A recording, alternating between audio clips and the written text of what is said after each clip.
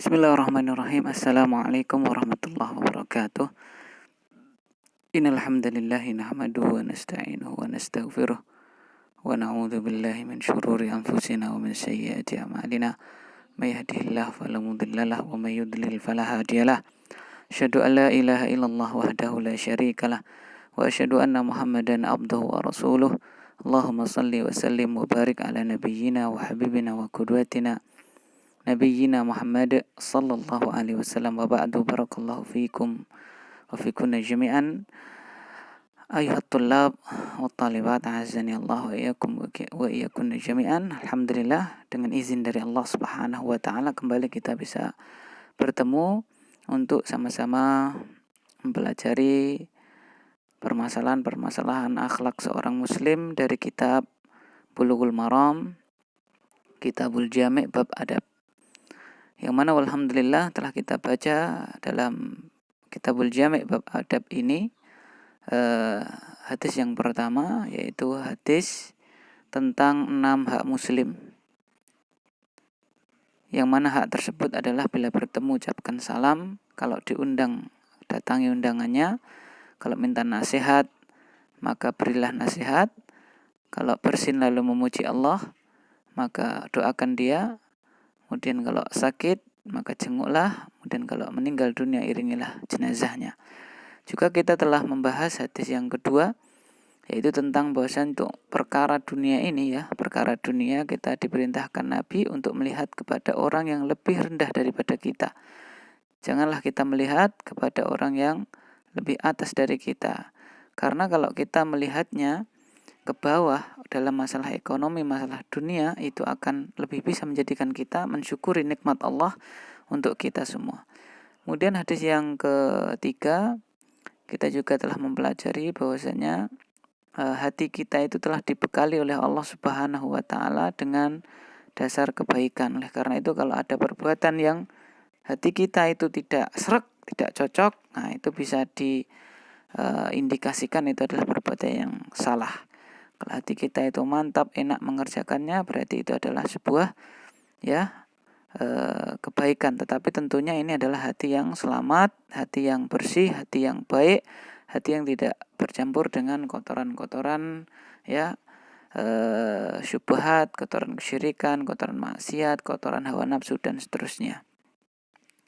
Selanjutnya adalah hadis yang selanjutnya.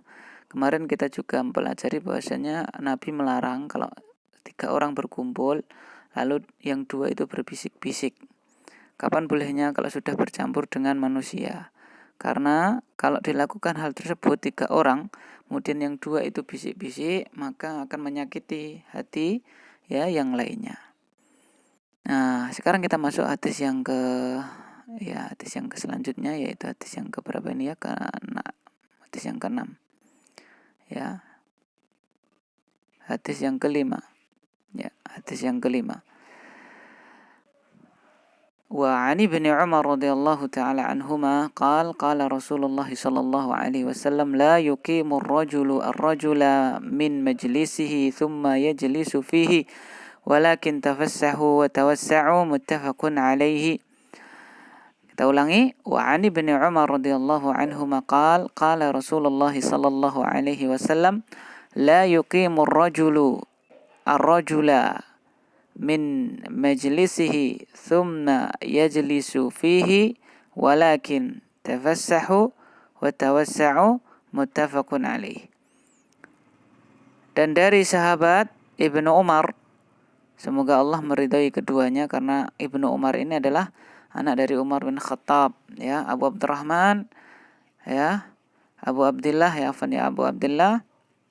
Abdurrahman Abdullah bin Umar. Jadi namanya adalah Abdullah. Kunyah beliau Abu Abdurrahman.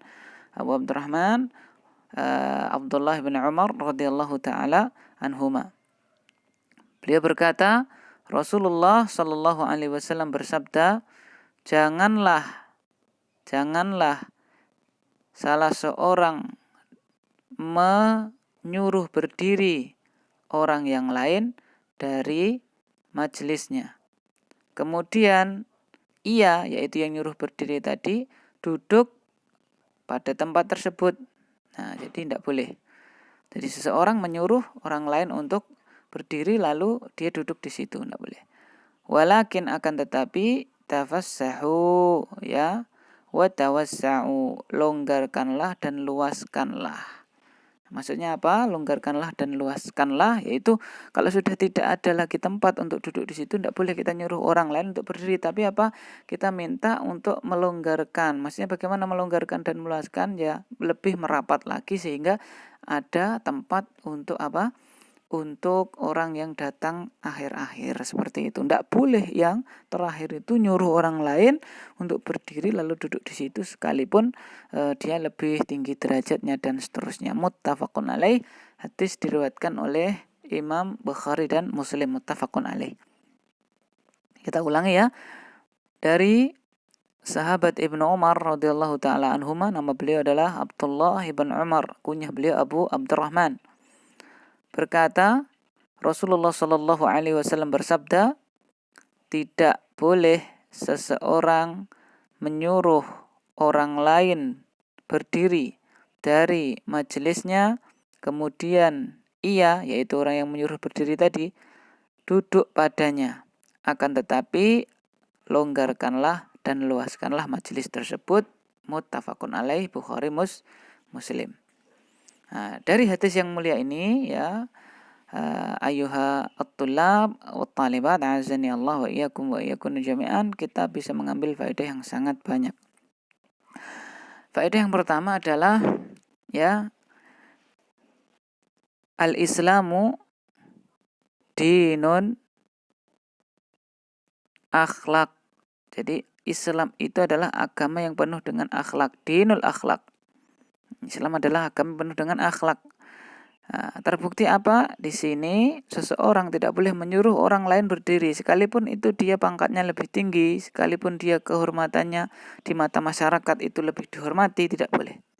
Ya, itu. Jadi agama itu agama yang sopan santun, agama yang penuh dengan adab dan penuh dengan akhlak. Itu faedah yang pertama. Faedah yang kedua apa ya? Para ikhwas sekalian, wal akhwat azani Allah wa iyyakum jami'an. Dari sini ya, seseorang itu kalau diperintahkan untuk melonggarkan majelis, memberi tempat orang lain untuk duduk di situ, maka dia hendaknya melakukan. Ya, jadi misalnya sudah tidak ada tempat lagi ya, duduknya masih longgar, maka diperintahkan, Mas minta tolong ya agak maju sedikit biar yang belakang itu bisa muat. Nah, itu harus dilakukan karena di sini walakin tafassahu wa tawassau, longgarkanlah dan luaskanlah majelis tersebut. Maksudnya bagaimana? Dengan cara yang masih ada longgar itu dipepetkan, dimerapat seperti itu sehingga yang belakang datang itu bisa muat di situ. Oleh karena itu dalam ayat wa idza qila lakum tafassahu fafsahu. Nah, dalam ayat kan seperti itu.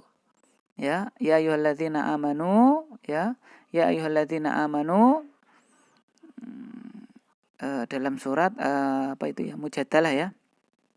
Ya ayyuhalladzina amanu idza qila lakum tafassahu fil majalisi fafsahu yafsahillahu lakum. Nah, itu dia ya. Wahai orang-orang yang beriman, idza qila lakum, jika dikatakan kepada kalian ya, tafassahu fil majalis, longgarkanlah majelis tersebut dengan cara yang sudah datang pertama merapat. Ya fafsahu, maka lakukanlah, longgarkanlah majelis tersebut. Yafsahillahu lakum, niscaya Allah akan memberikan kelapangan, kelonggaran kepada kalian. Jadi faedah yang kedua, apabila seseorang ataupun peserta majelis, peserta kajian dan seterusnya itu mengikuti kajian tersebut, kemudian diperintahkan oleh panitia untuk maju lagi ya shopnya supaya lebih bisa menampung jamaah lebih banyak, maka hendaknya dilakukan. Jadi kalau seseorang diperintahkan untuk memperluas majelis ya dengan cara merapat, maka hendaknya dilakukan, harus dilakukan. Selanjutnya, faedah selanjutnya adalah haramnya seseorang menyuruh orang lain untuk berdiri lalu diduduki tempatnya. Ya, haramnya seseorang menyuruh orang lain berdiri kemudian tempatnya diduduki, tidak boleh. Itu adalah hukumnya haram, tidak boleh. Nah, yang selanjutnya adalah apabila seseorang ya keluar dari majelisnya, maka dia diperbolehkan untuk meninggalkan apa?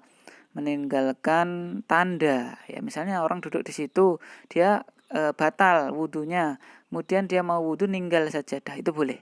Ya, dia mau wudu ninggal sajadah, itu boleh. Ya, kenapa? Karena dia memang sudah aslinya sudah duluan di situ.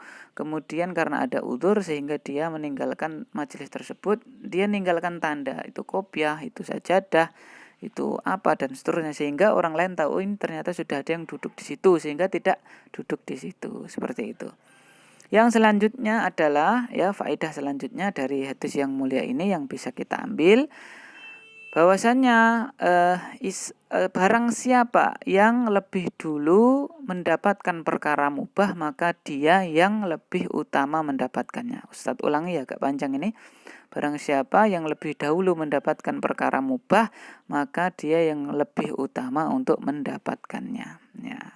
Jadi misalnya kan ini kan masjidnya itu masih kosong, maka boleh duduk di sini, duduk di situ, di tempat A, di tempat B, kan boleh. Nah, dia kok lebih dulu sehingga dapat sop paling depan, di depan mimbar, ya. Dia paling duluan duduk di situ. Maka yang berhak di situ ya dia, karena dia yang lebih dulu. Oleh karena itu dalam kaidah fikih dikatakan man sabaqa ila mubahin fahuwa aula bihi. Barang siapa yang mendahului suatu perkara mubah, maka itulah yang berhak mendapatkannya. Nah, ini ya beberapa faedah yang bisa kita ambil dari hadis yang mulia ini, yaitu hadisnya Abdullah bin Umar radhiyallahu taala anhuma. Kita ulangi bacanya ya. Wa ani bin Umar radhiyallahu anhuma qala Rasulullah sallallahu alaihi wasallam la yuqimur rajulu ar-rajula min majlisihi thumma yajlisu fihi walakin tafassahu wa tawassa'u, muttafaqun alaih. Dari sahabat Ibnu Umar radhiyallahu anhuma, dia berkata, Rasulullah sallallahu alaihi wasallam bersabda, tidak boleh seseorang menyuruh orang lain berdiri dari majelisnya, kemudian dia, yaitu yang menyuruh berdiri tadi, duduk padanya. Akan tetapi longgarkanlah dan luaskanlah majelis tersebut dengan cara merapat sehingga yang datang belakangan itu dapat tempat lagi. Muttafaqun alaih, diriwayatkan oleh Imam Bukhari dan Muslim. Demikian materi kita untuk kali ini ya. Barakallahu fikum wa fikunna jami'an. Wallahu ta'ala alam bisawab. Subhanakallahumma bihamdik. Asyhadu an la ilaha illa anta astaghfiruka wa atubu ilaik. Sallallahu ala nabiyyina Muhammad. Assalamualaikum warahmatullahi wabarakatuh.